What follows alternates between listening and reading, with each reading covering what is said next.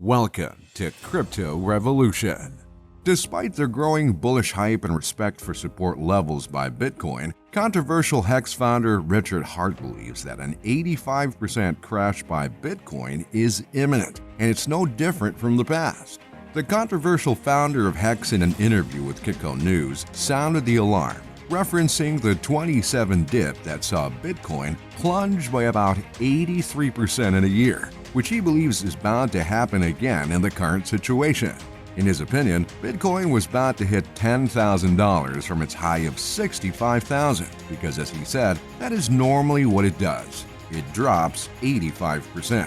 He equally hinted at Ethereum following suit, this time with a 95% drop, since the asset has lower liquidity than Bitcoin. Richard Hart predicted $20,000 Bitcoin when it was only $5,000 and called the Bitcoin top at $20,000. Then the bear market, which went down to $3,000. A few years later, Richard predicted $60,000 Bitcoin back in 2019, and cherry on top is when Richard called the top on Bitcoin at $65,000 on the day. Watch till the end to find out why Bitcoin will crash 85%. And let's see what Richard Hart has to say about all of this.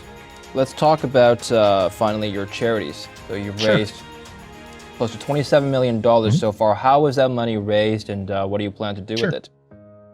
Well, I volunteered for a medical research charity called the SENS Foundation back in 2006 in Cambridge, founded by Aubrey de Grey. Great guy, very smart guy. And I always wanted to do more for them, and I never got around to it.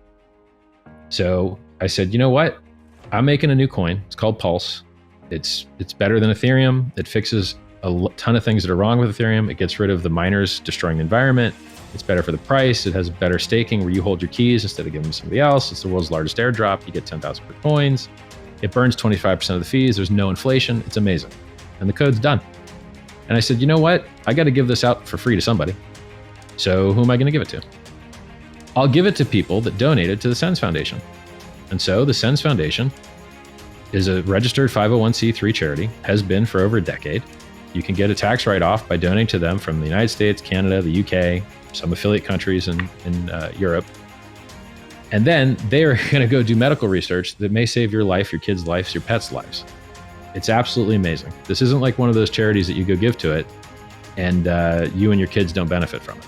This is something that can benefit you and your family and the rest of mankind for the rest of the time that we're on this planet.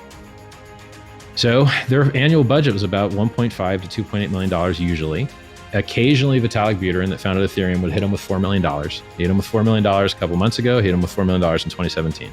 Anytime we get one of these big run-ups, which by the way is usually following by a crash, which I think we are due for the rest of the crash. We're already down half. I think we'll go down another 75% to an 85% total drop. Nobody else thinks that. 80% total drop for what?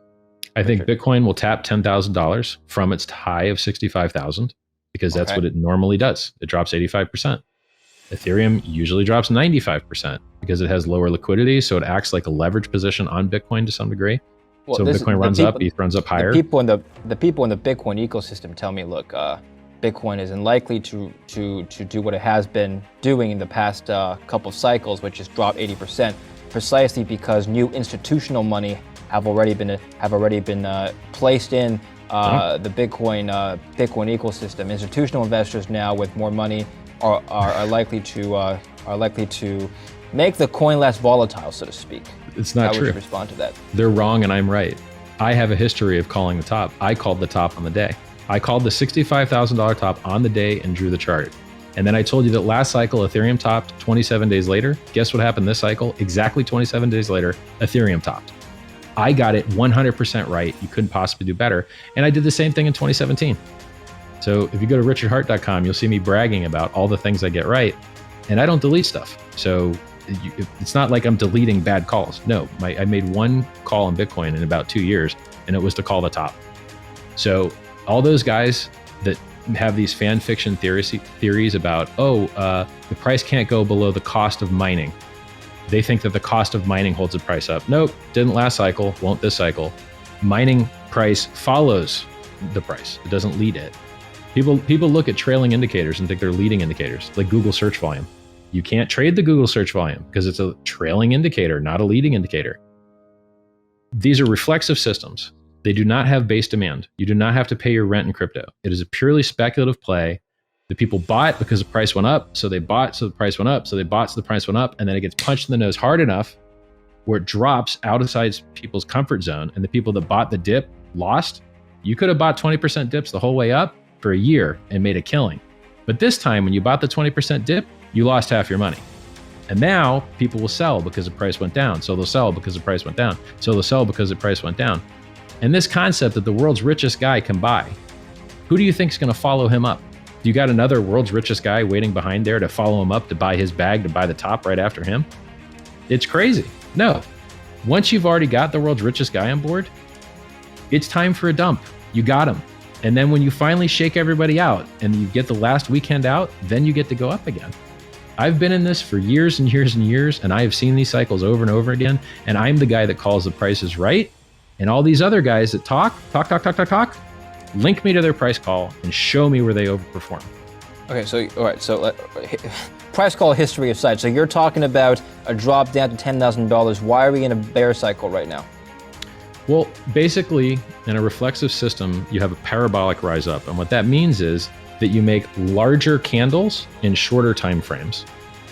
So candles have, usually you're watching the daily candle, weekly candle, and they get longer and longer and longer in shorter and shorter time frame, and it looks like a hockey stick. And when you finally fall out of the parabola, the rule of thumb is that you drop 85% of the move. But in Bitcoin, you don't just drop 85% of the move normally, you drop 85% of the total. So we have seen hockey stick run up, fall out, drop 85% over and over and over again. And you know what else we normally see? There's a chart you can Google called the psychology of a market bubble. Run up, dump, return to normal, the bull trap. This is where we are now, in my opinion. So Bitcoin went in 2017, end of 2017, it went to 20,000, dumped to 10,200, and then went back up to 17,400. It went back up from 10 to 17. It went up 70% again. Got everybody long, down to 6,000, bounced a little bit, trapdoor opens down to 3,000.